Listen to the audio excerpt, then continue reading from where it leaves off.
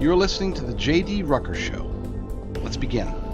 Hello, my friends, and welcome to another episode of the JD Rucker Show. A quick apology. I know I haven't had a show in a while.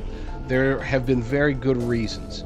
As many of you have noticed, perhaps even in the little thing down here, you'll notice Patriot TV. I am joining Patriot TV, moving all my shows over there. And when I say moving, if you're watching on my Rumble channel or X or YouTube or Getter or wherever you're watching, don't worry, you're still going to be able to see me there. I'm not taking it away, but we are adding it to the Patriot TV lineup. We will be making an announcement, Lord willing. The final details are come to pass, then we will be making a major announcement regarding the future of Patriot TV here very, very soon. We are ironing out some details, but my role with Patriot TV is going to go above and beyond just putting my show there. I'm going to, Lord willing, be participating in a very, very large manner with Patriot TV, and not just with my show, but with everybody's shows and the leadership of the company altogether. So very blessed about that. Very, very happy to be working with General Michael Flynn and all of the great people over at Patriot TV. I think it's going to be amazing. There have been some challenges there for quite a while, and I think, again, Lord willing, we will be able to make some positive changes and get things on the right track. So that, again, unless there's some unforeseen changes or challenges that happen between now and then, we are going to be making an announcement very, very soon. I would say that today's show is jam-packed, but it's jam-packed with one man, and that man happens to be he's able to jam-pack pretty much anything he wants. We're talking about Lieutenant Colonel Allen West, a man who has served on Capitol Hill in Congress. He's ran for governor. He's led GOP formal parties at every level, and he has participated in so many things. Of course, former high-ranking officer in the United States Army. On top of everything else, yes, this is a man who has been there, done that, and done it very, very well. We are very blessed to have him joining the show here in just a few minutes, as a matter of fact. So that's going to be fun, and that will take up the bulk of today's show. I have an idea of a handful of questions that I want to ask him, but I've watched his interviews before. Chances are pretty strong that he's going to lead me down paths that I could not foresee. He's going to prompt me to ask questions that I couldn't imagine being able to ask those questions or to know what those questions are ahead of time. So we're going to play it by ear, go with some basic notes, and then see where it takes us. Hopefully that'll fill up the entire hour. Otherwise, I'm going to have to talk about, Canada or something. Emmanuel Macron, that guy. Oh, good stuff there. But yeah, we are excited about having that interview. We are also going to be expanding the show. So here in the very near future, I'm not sure if it's going to be this week, probably next week, we're going from the standard 57 minutes all the way up to a full hour and a half, with an opportunity, depending upon how things go, we might actually have a separate co-hosted show. Not just me, but actually another show that runs some days, not every day, but that will run some days with a co-host. I know, all these crazy changes, and we as conservatives, we generally don't like change, but sometimes changes can be positive. As I'm sure we've noticed, things have been changing for the positive for the most part. It hasn't been universal, but there have been some positive changes ever since President Trump took office. Now, some of the negatives are worth highlighting. Just the sheer fact that we are not experiencing what I believe to be the legislative actions that should, in my humble opinion, have already taken place. Seems as if Congress is slow walking pretty much everything. I mean, we should have had a rescission bill ready to sign already. Didn't have to wait for DOJ, didn't have to wait for really anybody. But they say that it's coming, so we'll see. We'll see. Of course, we got the big, beautiful bill that I'm not going to talk about today. I'm going to withhold my perspectives on it. With a rescission bill, you can make the reconciliation bill as big and as beautiful as you want to, I guess, to a certain degree. But we definitely need the rescission bill to be able to cut the spending that has been plaguing this nation really for many multiple decades since probably I guess what 8 9 decades. We've had massive spending, just up every single year, every single election, every single Congress seems as if we're just adding to it and not cutting anything. Well, it's time to cut.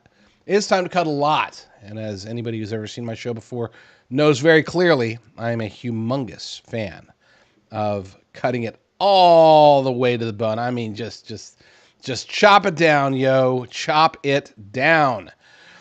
Quick shout out before we get to Lieutenant Colonel Alan West. A shout out to my amazing new sponsors. People ask me sometimes, "Hey Rucker, why did you? You've been talking about particular gold companies for a long time. Why did you switch gold companies?" And look, if I've recommended other gold companies in the past, I have no regrets there. To be clear, it's not like, oh, sorry, I messed up. No, as many of you know, I vetted out 34. Now we're up to 34 now. 34 different precious metals companies, gold IRA companies over the years, and I came to the conclusion that were about 3 or 4 decent ones, a couple of good ones.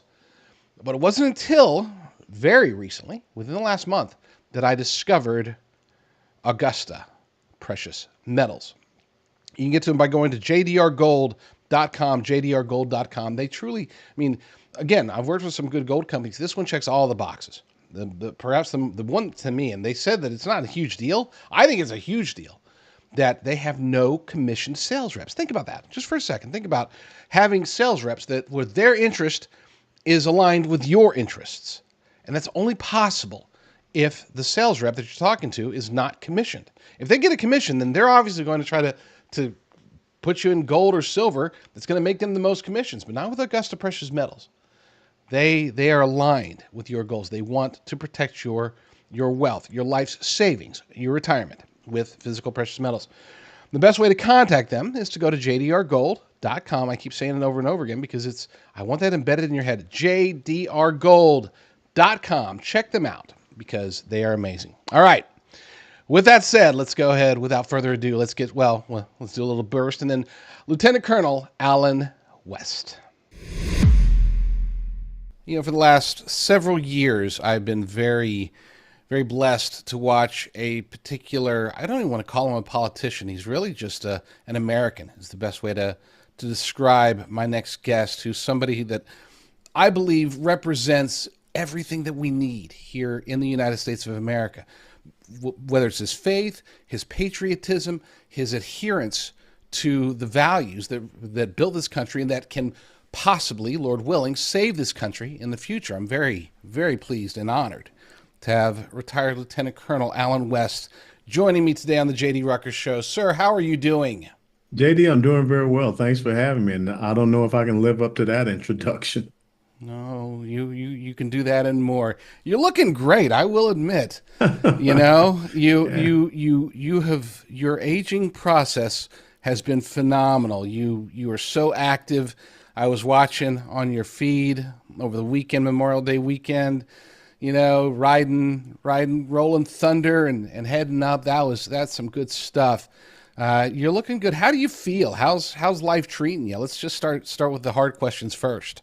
Yeah, well, I'm doing okay. And as we talked before we came on camera, it was 5 years ago when I had that catastrophic motorcycle accident. So Yeah. it was really a healing process for me and a great thing, a little bit of therapy to be able to get back on the motorcycle. I have a 2024 Indian Challenger now. The Nice. wife and daughters said, okay, it gave me the thumbs up. And so I took off on I think it's 1,625 or 30 miles one way from Garland, Texas up to Washington, D.C. And it's 3 days of traveling. Beautiful country, going across the Cumberland Mountains, Appalachians, seeing the Great Smoky Mountains, the Blue Ridge of Virginia. But to be there on Memorial Day weekend and to ride again in Rolling Thunder, it was very special. It was very emotional for me. And to have time to have a Gold Star mom escort her and have her Hmm. riding on my motorcycle was just great. The bad part was that I've been experiencing some pain in my right hip and come to find out this morning that I do have a little osteoarthritis in the hip. And When I finish up with you, I'm going to go get a cortisone shot because I head over to Normandy, France, and I got to jump in on the 5th of June for D-Day. I thought you were about to say I've got to jump out of a plane on D-Day. I am. Well, Oh the day, goodness. yeah, on the 5th of June. So you got to stay active and you got to stay busy. Yes, you do, and I greatly appreciate you and how you're doing it. You know, you have served this nation in so many different ways, at different levels, different arenas. And one in particular that's caught my attention recently is the American Constitutional Rights Union. hmm It's something that you participate in, but I think we need more people to know what you're doing and how they can participate as well. Why don't you tell us about the Sure. ACRU? Sure. You can learn more about the organization at theacru.org, theacru.org. But the American Constitutional Rights Union was founded by members of the Reagan administration. Robert Carlson, who was the person that authored his welfare reform legislation, and also his Attorney General, Edwin Meese. And the whole Hmm. point was to have a counterbalance organization to the ACLU, the very leftist group out there that is causing a lot of problems here in the United States of America. And so we look at things strictly from a constitutional conservative perspective. And one of the big initiatives that we're taking on right now is called the Defender Initiative, because we found out that the ACLU was sending out threatening letters to sheriffs, and sheriffs are constitutionally elected officers, law enforcement officers, that were working with ICE under the 287G partnership program. And so we said that we need to step in and counter the ACLU, and we need to support these sheriffs that are doing the right things by the Constitution to make sure these criminal illegal immigrants are off our streets. And so we started this Defender Initiative that you can learn more about at our website, theacru.org, because we want to recognize them, but also we want to highlight those sheriffs that aren't doing what they're supposed to do, such as my sheriff here in Dallas County, Texas, Marion Brown, who is not working with ICE. And as a matter of fact, over Memorial Day weekend, we just had a Venezuelan illegal immigrant, female, that actually ran over a kayaker named Ava Moore. She was 18 years of age and killed her Yeah. with a jet ski. And how does that happen right here in Dallas, Texas, this metroplex area? So we want to recognize the law enforcement people that are doing what's right. And so the American Constitutional Rights Union is looking at our Constitution. We are about strict interpretation. We're not happy with these district judges who are out there trying to go outside their jurisdiction and counter what President Trump is trying to do, nor the Supreme Court, who seems to believe that people who have come across our border illegally and committing crimes against American citizens have a right to due process. No. And as you noted, that sad story surrounding the kayaker Ava, hmm that's one that I'd read as well. I'd learned about that, and it's you don't get to see a whole lot of stories about. You know, it's always about illegal alien men, right? hmm Illegal alien gang members or whatever. But it's not just the men. I think they like to paint anytime you see legacy media portraying illegal aliens. It's always some young mother holding a Yeah, baby. She's just looking for opportunity, trying to tug at your heartstrings. But if they cross the border illegally, then they have broken the law. that's Period. right. And sometimes there are cases where even the female illegal aliens are doing great harm. In this case, deadly harm. Yeah. So you're obviously you're there in Texas, and you have participated with the Republican Party there, tried to reform it because I'll let you describe it because you know it much more detail. But I think a lot of people outside of Texas don't realize. We think of Texas as like, oh, it's this big deep red state and it's hmm got to be super conservative. But in reality, there are a lot of challenges with Republican lawmakers. Not so much Republican voters per se, but with Republican lawmakers in Texas. Something that I think you have fought against at the state level, at the county level, trying to bring, not just make it to where it's more Republican, but also to improve on the Republican Party. Now, I don't want to get you in any trouble because you are Oh you no, are it's not still about actively trouble. participating. I know. But with that said, what are you seeing on the ground? What's wrong with the GOP in Texas?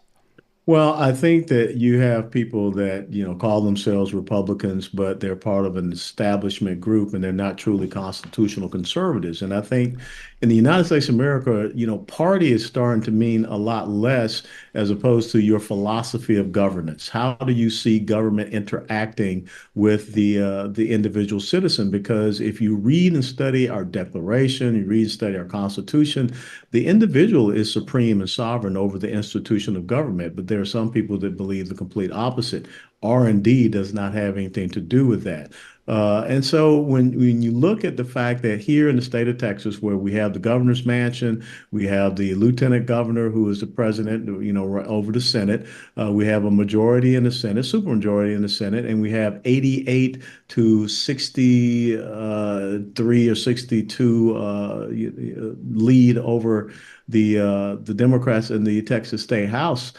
You just kind of ask yourself, why do we see us struggling getting conservative, priorities and legislation passed? In California, New York, or any majority blue state, you see the left just steamrolling Republicans. But for whatever reason, they're reticent to do the same thing here. Case in point, we had 36 Republican members of the Texas State House break their own, rules and join with 49 Democrats to select the Speaker of the Texas State House. So basically, a majority of Democrats selected the Speaker of the Texas State House in the state of Texas. And it's just unconscionable, like I said, when you have an 88 to 62 majority of Republicans over Democrats. They should have elected a Speaker out of the 88-person Republican majority.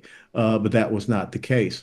And so you see a lot of the, stonewalling of the Republican Party of Texas legislative priorities. And here we are, we're just days away from the 89th legislative session closing out, and we're still pushing hard for some of those legislative priorities, like banning red flag laws here in the state of Texas. Who would have ever thought that that would be an issue in the state of Texas, that we would have to have legislation and sign it into law that we will not have red flag laws here in the state of Texas? So it's those type of things. And JD, when you look at the major urban population centers here in Texas, like I said, I'm here in Dallas County.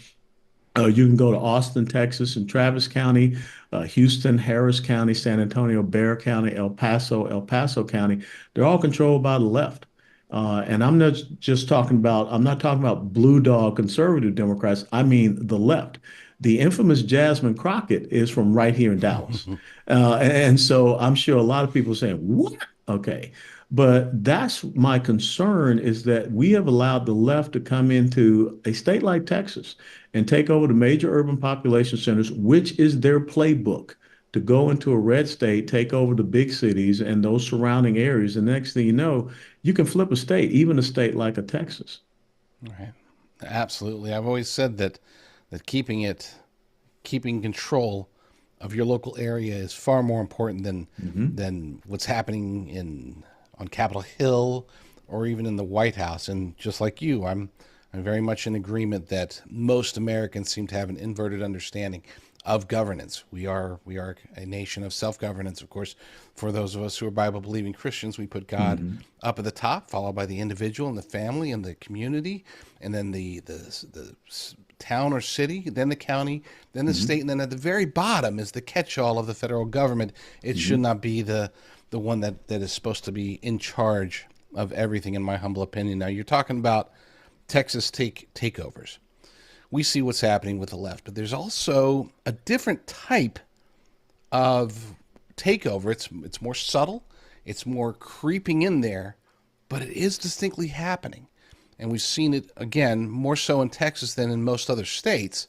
And that, I believe, is the takeover of certain areas by radical Islamic groups. Extremism, jihadism. Extremism. Absolutely. There you go. See, I don't have to dance around the topic with you. I love it. No. Yes, exactly. You were sitting there, we're looking at Epic City, we're looking at other areas, other things that are happening. Boots on the ground, what are you looking at? What are you seeing? What's happening in Texas? Well, this whole thing about Epic City, that's only about 35 or 40 miles from where I'm sitting right now.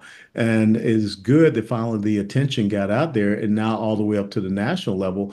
Because when you look overseas to England and you look overseas to France and you see these Sharia law courts that are going up, running parallel legal systems to English common law or, Western law, and then also these no-go zones where you don't have police or anybody going in. That's what we see trying to happen here with this Epic City, and we cannot have that. Folks got to remember that Texas is the place where the largest Islamic terrorism funding trial happened in the state of Texas. It was in 2008. It was called the Holy Land Foundation case, and that was down in Houston. And what did we see just happen recently from a person that was radicalized in a mosque out of Houston? Remember the New Year's Eve where the car ran over the people in New Orleans? That gentleman was from Houston, Texas. And Yeah. so even Beth Van Dyne, who is a member of Congress now, when she was a mayor over in Irving, Texas, was fighting and pushing back against some of these Islamic, mullahs and leaders who wanted to have a coexisting Sharia law. Even there in Irving, Texas, she said, absolutely not. That's not going to happen. Of course, what did you hear? The Council for American Islamic Relations, Islamophobia, Islamophobia. But that's what they use to make you to self-censor instead of you standing up and saying, we believe in freedom of religion. If you want to come here and have your faith, but your faith will not supplant the rule of law in this country, which is the United States Constitution. And furthermore, when you remember what just happened recently in Washington, D.C., where this gentleman gunned down those two young Israeli embassy workers and started shouting, free, free Palestine. When we are allowing people to come into our country and use words like intifada, which means a violent response or death to America, when we are allowing people to march and take over our streets and major transportation centers carrying the flag of a terrorist organization, which is what Hamas is and which is what that flag is, we got a problem. We got an issue. So it is not just here in Texas. We have allowed this, as they say in the Middle East, never allowed a camel to get his nose under the tent because the rest of the body will follow. So I would hope very soon that President Trump would declare the Muslim Brotherhood a terrorist organization. Even in Jordan, they've done that, and Sure. certain other Gulf cooperation states. We need to do that here. Absolutely. I wholeheartedly agree. And you bring up a great point. This there's when they talk about Islamophobia or they say, "Oh, you Christians just want this, that, or the other." We want equality. We want freedom. If somebody wants to come here, or if maybe they're born here and they want Yeah.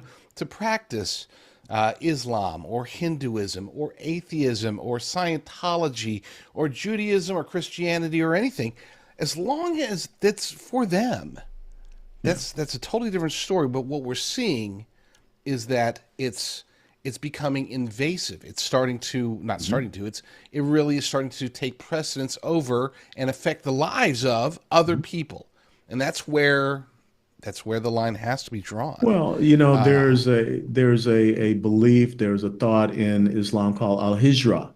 Hijra, which means immigration and to, take over country by immigration. And that's Right. what you're seeing happen in many European countries. But think about this. I mean, when we talk about, you just brought up a great word, this equality issue. You know, many times I was deployed into the Middle East and I was told, don't show your cross. Don't have a Bible out where any, Muslim can see it because we want to show respect. Well, when President Trump just recently went over to Saudi Arabia, wouldn't it have been interesting if President Trump had said, I want to go visit Mecca and Medina? Guess what? He can't. He's not allowed to because he is a quote unquote infidel. Now, imagine if we were to say here in the United States of America that no Muslim can go to Washington, D.C. Can you just imagine the outrage? So this whole tolerance becoming a one-way street is leading to an American cultural suicide. And we see exactly what is happening, the riots in the streets right now in France. We don't want to see that happening here in the United States of America. And again, I go back to my point. When folks are standing up carrying the flag of a terrorist organization in your country, and they are talking about intifada and they're talking about death to America, game over. When you Right. look at someone like Mahmoud Khalil, who is here as Hmm. a guest of this country on a student visa, and he is inciting violence against American college students just because they're Jewish, game over. You got to Right. go. So we cannot be, bestowing upon these people, oh, due process and constitutional rights. No, I'm sorry. You're aiding and abetting terrorism in a terrorist Sure. organization. That's a felony offense. And if you're not an American citizen, that's a one-way ticket out of here. It's a privilege to be here. It's a He privilege. was able to go to Columbia, and he was able to get some of the best treatment that is possible in the Hmm. world. And yet he's trying to come here and, in essence, destroy America, because we can say, oh, he was just against the Jews, or no, no, no. That's No, This is no. just the beginning of a much bigger uprising, and we're starting to see it, as you noted, in many European nations, where Mhm. control. It's not just about, okay, so it starts off as tolerance, then it starts to become, well, acceptance, then it starts to become, in many ways, superiority, and then all of a sudden, Subservience. Subservience. subservience. Exactly. Exactly. I was watching. I don't watch television. I never watch television. Well, But I'm my I'm a wife, college sports nut. I gotta watch some college sports. I don't count that as television. Okay. Sports is not television. I'm talking about Hollywood style television. I'm Oh, I talking got about you. shows. But Yeah. my wife, she's like, there's this one that's got a lot of attention. It's out of England, and so we watched the first episode last night. It's a show that's called Slow Horses with Gary Oldman. Okay, it's about Mm. basically MI5 rejects is really what they are. Hmm. And it only took one episode for me to realize, holy cow, this is the entire episode paints the bad guy is basically somebody who is against an invasion in England. And what he means by invasion is an invasion, the takeover of culture from Hmm. an Islamic perspective. The good guys are innocent Muslims who are just there, just doing their thing. And the plot twist by the end of episode one is that, wait, you're going to love this. If you haven't seen it, you're going to love this, or you're going to hate it, but you're going to. So, what ends up happening is white supremacists Yeah, there you go. kidnap a Muslim student and hold him hostage, and make videos where they're going to chop his head off. They've literally inverted the actual real world playbook to make it Hmm. to where, oh my gosh, these white supremacists, or they call them far right extremists, not white Hmm. supremacists. Far right extremists are kidnapping innocent Muslim students, and they're going to behead them on video. That's the premise of this British television show. It blew my mind. Needless to say, I'm not going to be watching episode 2 unless I'm going to be doing it for research purposes. But let's go ahead and let's get it broad here. Hmm. We've talked about Texas. We've talked about everything that you've been doing. Some of the things, not everything that you've been doing. But there's a lot of geopolitics, perhaps more so over the last few years than there has been since shortly after 9/11. Yes. We are getting involved. There's wars. There's rumors of wars. We're seeing what's That's happening what in weakness Ukraine. does. Say again. That's what weakness does. Right, right. Oh, there you go. Again, you just keep saying the right things. We've got the Middle East. We've got everything that's happening. We've got South Korean elections happening. We've got China strengthening, weakening simultaneously, having challenges. We're going abroad and we're getting involved. My question for you, sir, is where, number one, let's start off with the easy question. Where should we be? Should we be supplying long range missiles to Ukraine through NATO? Should we be Hmm. getting involved in the Middle East, Iran, making sure to prevent them from getting nuclear weapons? Hmm. We're trying to deliver aid into Gaza, but unfortunately, contractors are That was getting stupid. booted. That was a stuck on stupid idea. The whole thing about Thank you, the whole thank you thing for saying about so. a port facility. I mean, what happened with that? I mean, just and again, if you go back to the Trump administration, you did not hear about any of this. Right. But then, weakness is enticing. So between the Obama administration and the third Obama administration, which was the Joe Biden administration, or whoever was running the Sure. White House at the time, Auto pen Warren. yeah, auto pen one. Um, when you have that display of lack of resolve, this is what you get. And again, you can go back and look at the Jimmy Carter administration and the exact same thing as opposed to a Ronald Reagan administration. And so I think that what we have to do, one of the things that the military teaches you is from your strategic studies, is the four elements of national power. It's called the dime theory. It's diplomatic, informational, military, and economic. You've got to leverage all of those elements of national power. Too often, everybody wants to jump and go right to the M in the dime theory of the military, but start looking at how you can leverage your diplomatic power and also your economic power.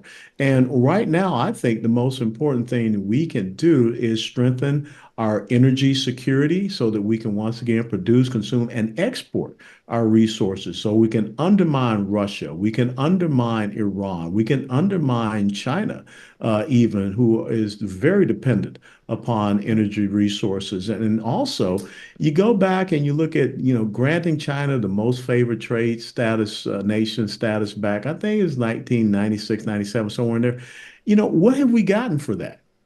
Nothing. And we have allowed China to come in and basically become a blood-sucking tick in the world economic community, and they're just gorging themselves. And so I think it's very important that we try to economically isolate China and bring them to their knees, because what they're doing with the money that they're making off of us from this trade imbalance is to build a navy. It wasn't too long ago, JD, China did not have an aircraft carrier.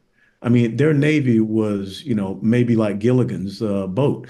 And now you look at their Navy, which is the means by which you project national powers through a strong Navy. Now, it hurts the hell out of me to say that as an Army guy, but it's the truth.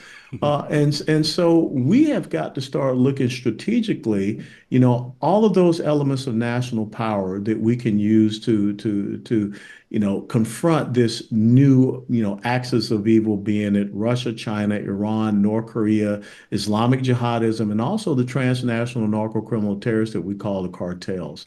Right. And I think that, Donald Trump and his administration is doing a pretty good job of that in this first, 130 some odd days.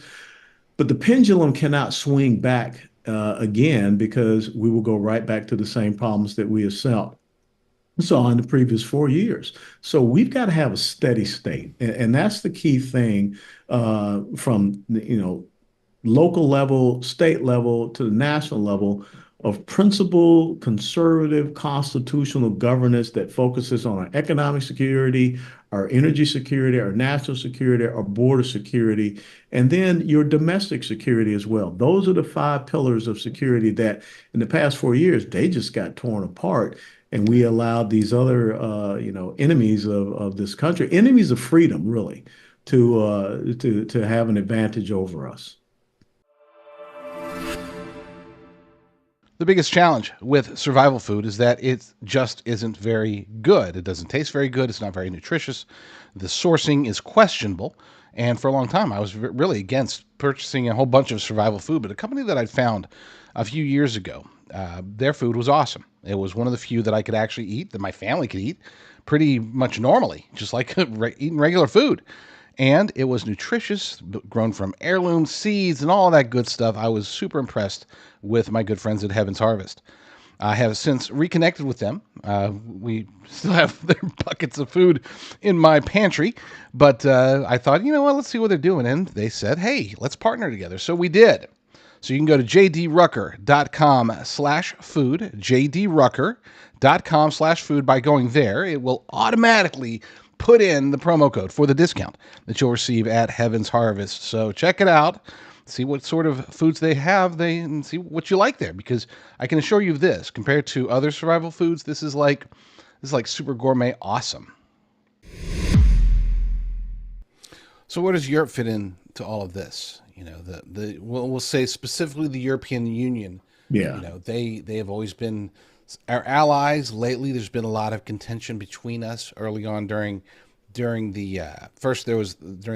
President Trump's first term, there was almost mockery. They learned that he was right. about a Hmm. lot of things. And then during Biden's term, they pretended to love Biden, but they really did see him as very weak. And I think a lot of Yeah. them blamed him for what happened in Ukraine, and rightly so, at least Yeah. the initial invasion. Now, they seem to be more open and yet concerned. They're in their own state of flux. Where does the European Union fit into this geopolitics that we're seeing Yeah. today? Well, first of all, we got to understand that the European Union was not established to be an ally to the United States of America. It was established to be a trade competitor to the Right. United States of America. So they were not thinking about it from a security aspect.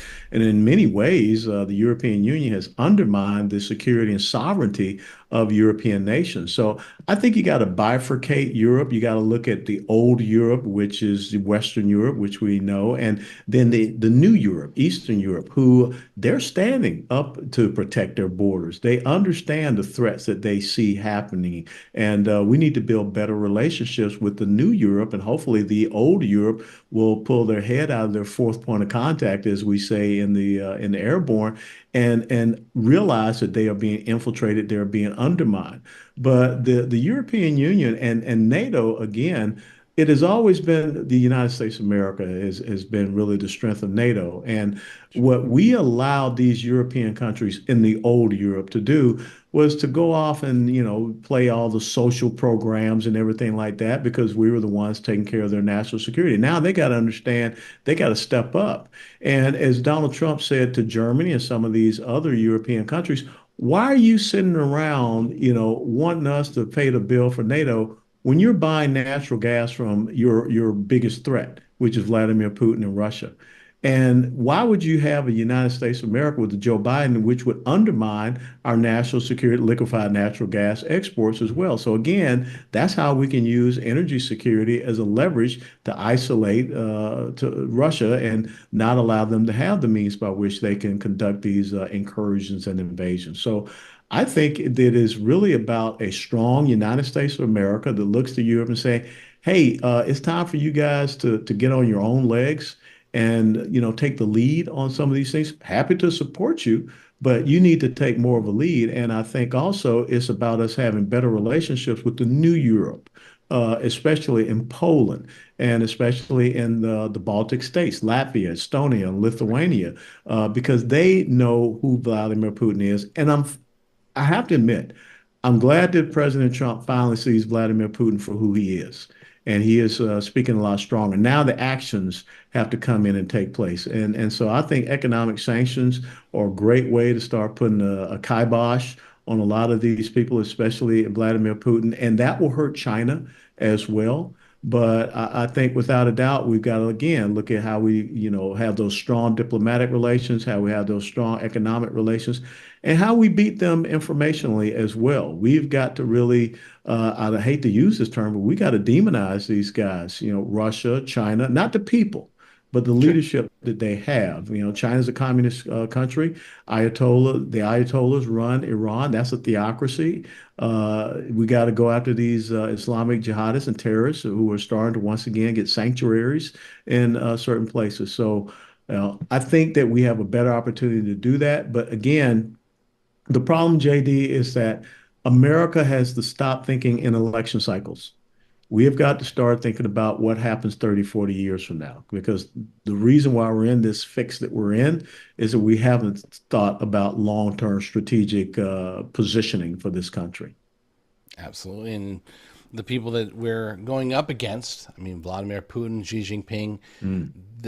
they have generations Yes. of consistency within leadership versus, like you said, we are stuck on a cycle. Now, I wouldn't change it. I'm not suggesting that we go to any sort of dictatorship, but we do as a nation need to start coming together from an ideological perspective and realize that hopefully, Lord willing, we'll realize that there are certain things that have to be done Yes. generationally and not just based upon years or even decades. So you had mentioned, and you've mentioned now 3 times about Mm. energy independence, and I am a huge fan of that, which is why I've been, a call it a skeptical and yet hopeful proponent of the idea of working more closely with Canada. I don't know about the whole 51st state thing, but hey, They're saying that Yeah. it's possible. Trump came out recently and said that, hey, I think he was gonna charge $62 billion to have the Golden Dome protect them unless they're a state, in which case they get it for free. And he claims, and they're denying this, but he claims that they're actually open to the idea. What do you foresee realistically as far as our evolving relationship with Canada? Because when it comes to energy, a united from a trading and energy perspective, a united Canada and America is far stronger than the Middle East or any other Mhm. area in the world when it comes to energy. When one could argue that we would be more than just an exporter; that we would be very dominant when it comes to oil, liquid natural gas, and other forms of energy. What say you? What is the future of the U.S. Canadian relationships? Well, I grew up on the streets of the inner city of Atlanta, Georgia, and you got to know when you need to pick a fight. And I think that basically this was a fight that did not need to be picked. All the talk about 51st state and what have you, especially when you had a very important election that was coming up. I mean, basically, you had put a lot of pressure on the Right. left in Canada so that Justin Trudeau was completely undermined. He was stepping down. And so you had a clear path for conservative leadership to step in, but you don't need to continue to twist the knife just because you say, I can't. And so I think that we missed an opportunity to have some great conservative leadership that would, strengthen the partnership between Canada and the United States. And so sometimes rhetoric is important, but there are times when, maybe you just need to be silent and allow things to take their natural order. And we'll see if we can still, restore that relationship between the United States and Canada. But, right now, I think it's going to be a little bit more difficult with this leftist that has come in. That's just, Justin Trudeau part deux, if I could, say that.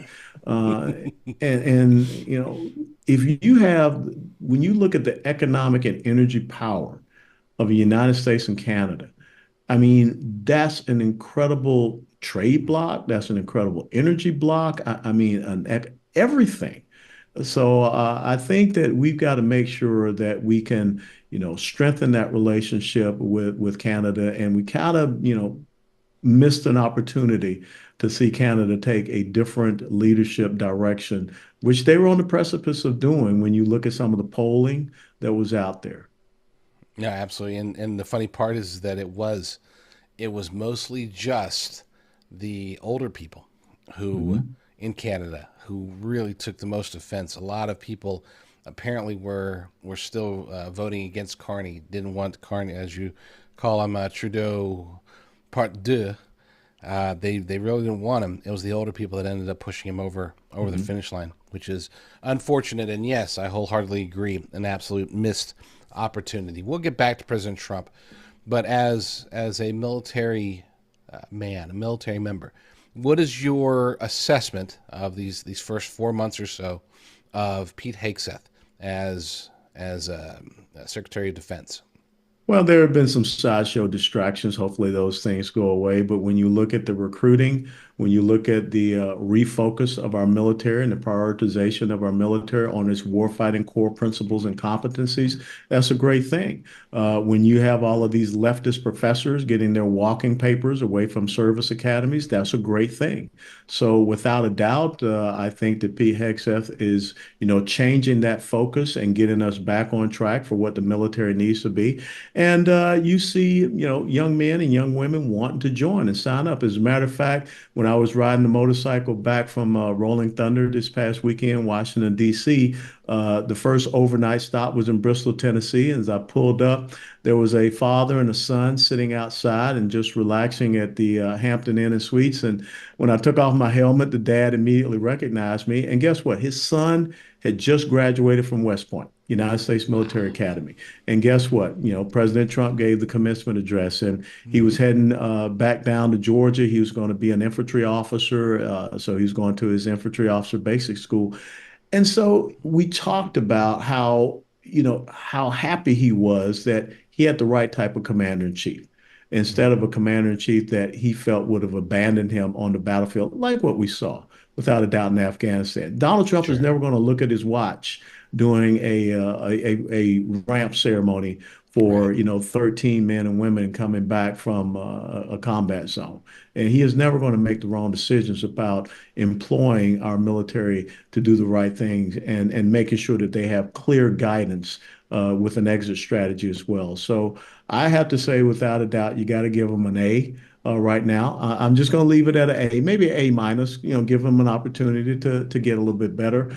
But you can't argue with the recruiting numbers. You can't argue that we're not talking about the wokeness and all of this type of stuff. And guess what? We're about to go into the month of June, and we know what the month of June is. It's a rainbow, weirdo flag month. Oh. And I don't think we're going to have that stuff in the United States military like we saw drag queen shows on military bases. I think that's gone. I'm glad that you put it like that because I too, yeah, I think it's been an A minus. But here's the problem: is that it's an A minus if we're grading on a curve, and that curve was such a low point Yeah. under Lloyd Austin, under the Biden administration. Had Pete Hegseth come in and just made a couple of changes, it would have been already instantly better. I do Mhm. want to see more out of them, and look, compared to the first administration, I think that this cabinet, this administration is definitely stronger. But there have been some Mhm. disappointments for me. I'm still waiting for Pam Bondi to arrest I people. know. I'm still waiting for yeah, and there's some allegedly good news coming out of Cash Patel and Dan Bongino. But I'll admit, so far I've heard things that I kind of blow my mind a bit. We're going to end on a high note here in a second, but I'm gonna give you an opportunity to say anything that you want, knowing that I'm probably going to agree with it, and even if I don't, who cares? What are some challenges that we've seen so far with the Trump administration? Things that you think either maybe should have been done better, maybe created unnatural or unnatural, unnecessary challenges, just like you'd mentioned about the whole rhetoric with Canada. Is there Mhm. anything else that it's like, man, we got to get this fixed because we support President Trump, but we also want to make sure that he's human. He's going to make mistakes. His administration is going to make mistakes. What are some of those mistakes that you've seen, or things that you perhaps foresee in the future that could be hitting us soon? Well, I will tell you that without a doubt, I think that you should have gone and make sure that the tax cuts were extended. That should have been your big legislative push, and the Congress should have been more prepared for this than they are. I mean, we should Sure. not be talking about July or September. This should have been something they had knocked down, and I think that it's very important that Donald Trump pushes to make sure that all of the good work that Doge found that has to be included in rescissions. Right. Look, every committee of jurisdiction up there on Capitol Hill needs to go through the budget.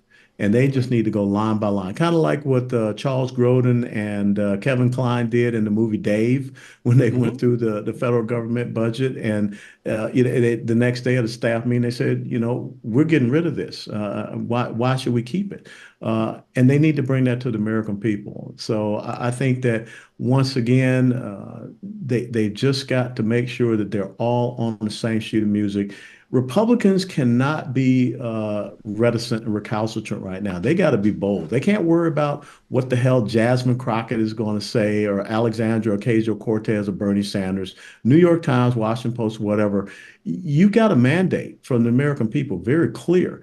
And, I'm very happy to see what's happened with the border. But again, we've got to make sure from the economic aspect, that's what people are sitting around and waiting for. That's what people want to see. And that's something tangible that people will feel. So we've got to make sure that we do the right thing with that. And look, I'm from Georgia and, down south, we tend not to talk a lot, but we just take action.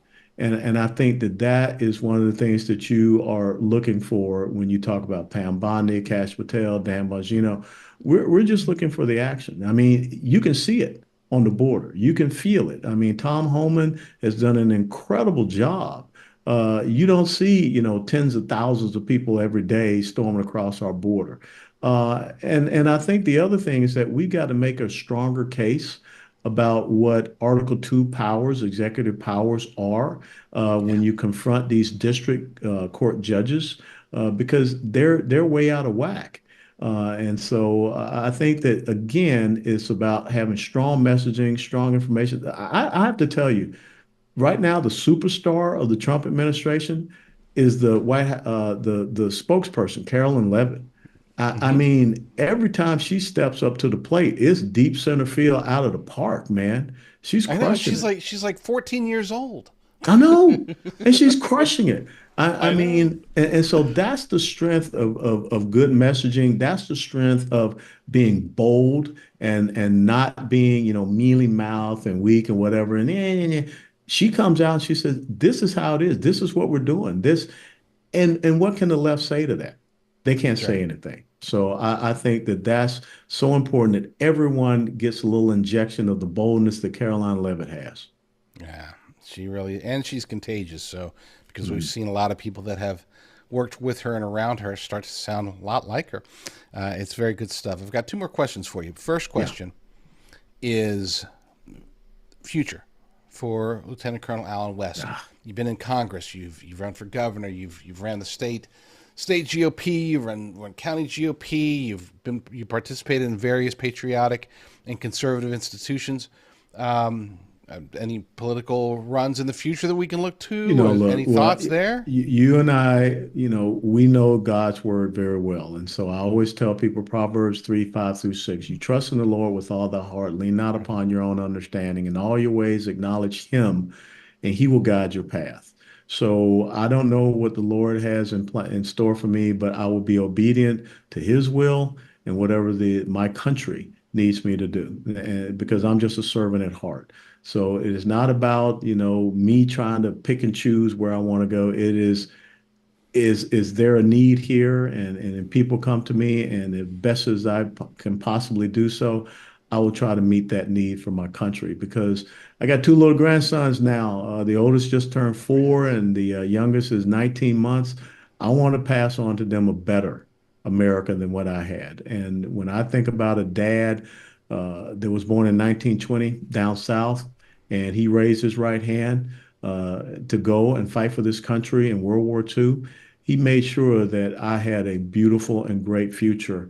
And that corporal, who is laid to rest in Marietta National Cemetery just outside Atlanta, is the reason why I can sit here with you, being a retired colonel and being a former member of Congress. It's amazing, absolutely amazing. I have one final question for you, and Mhm. you segued into it perfectly. But before we get to that question, where can people find you, your work? How can they Oh, reach you? Anything that you're supporting, anything, any URLs or places mhm. that you want people to go? How do people connect with Lieutenant Colonel Allen Well, West? we already talked about one. I'm the executive director for the American Constitutional Rights Union. That's dacru.org. You can visit us at Dallas GOP, Dallas County Republican Party, where I'm the chairman there.